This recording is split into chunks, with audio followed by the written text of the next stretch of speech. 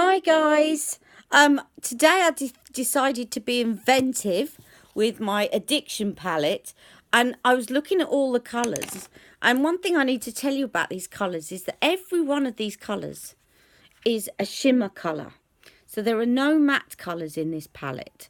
And it's very bold and very creative. So it kind of inspired me today to recreate something that I haven't recreated for years, which is this look here. I don't know if you can see it very well. I haven't got very good lighting in my flat this morning. But anyway, this is a look that I used to do in the 80s. Back when I was a teenager, and it was very sort of new romantic then.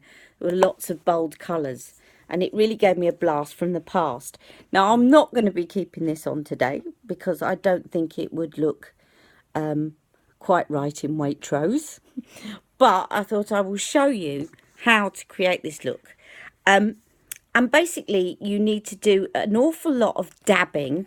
So I would suggest a sort of small brush like this, or actually even better, I would put primer on, but I'm not going to do that right now because, as I say, I'm going to be taking this off. So put some primer on your eyes because basically you're going to go for bold, right? And if you've got a brush like this with a flat top, that would be best because you're going to be stippling this on, right? And then blending afterwards. So basically, to do this look, and it would look brilliant for a party, by the way. I just think for the daytime, it's a bit over the top. But it really would look brilliant for a party. And I just think, yeah, so it is still wearable at night. So what I used for this look was basically all the shades up to here. So the gold all the way through to the purple.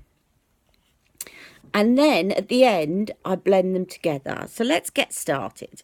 So I'm going to start with the lightest one first, and then between each one, I'm obviously going to be cleaning the brush.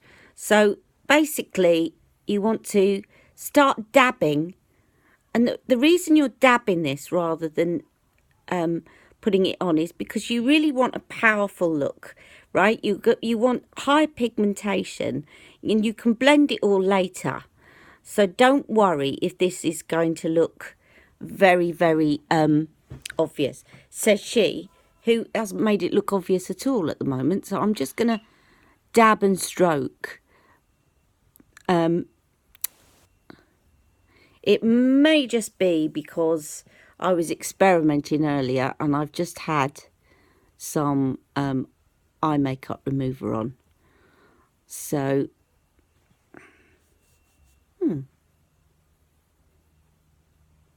that's not going to work. I'm going to try this brush. So this brush is actually going to be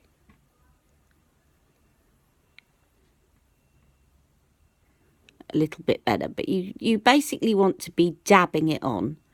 Okay, so you've got the golds there in the corner, and then you clean your brush. I've got tissue next to me, cleaning it off, and then you move up to the next shade, and then you will basically, what you're achieving is a rainbow, and you dab that one on, the next one there, and this will come out actually a lot bolder, and you won't have to do as much dabbing if you put the eye primer on, and it will also last longer. I just haven't done that this morning, so I just want to show you briefly what the look looks like. Right, so I'm going to clean my brush again, and the next one, and basically you're aiming for sort of the really bold one to be in the middle, because that's the one that's going to be most noticeable, that and the end shade. Okay, so I'm going for this gold one in the middle, and that one's going to go on next. And it doesn't matter if you overlap them a little bit, because obviously in a rainbow, that's what's going to happen, is that the shades are going to kind of overlap until they all merge into one. Now, as you start using the brighter shades, please make sure that you wipe your brush, because you don't want to then be it's just you don't want to be putting really bright colours into the next shade. It doesn't really matter whether they're slightly mixed on your eyes, but you don't really want to be sort of ending up with a bright shade on another colour in your palette. So, and then I'm going for sarcastic. So I'm now sort of reaching the end of my eye. So I'm gradually getting darker and darker and darker and darker, right? And that's the idea. You can do this with any. I think it works better with a shimmery colour than a matte, but you can do this with any colours really. And you just basically go ones that sort of all on a similar colour line, but they gradually get darker, and then you end with this dark purple shade, which I'm going to tuck in right at the end. And like so. And you're not worrying about doing crease work. You could actually do a crease on this. I will show you. You could actually do a crease at the end, because a lot of people did when they did this look in the 80s. I've just been looking at some of Boy George's pictures, and he often did this, but then he filled in the crease as well.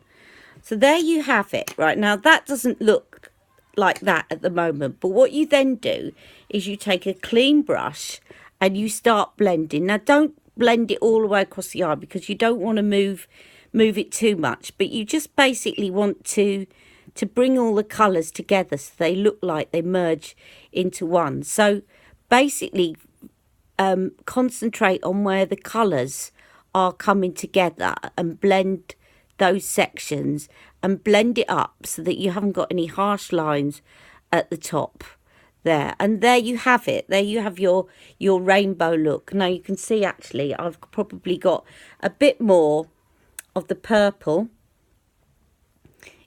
at the end on my other eye, so I'm going to rectify that now, and there you have it.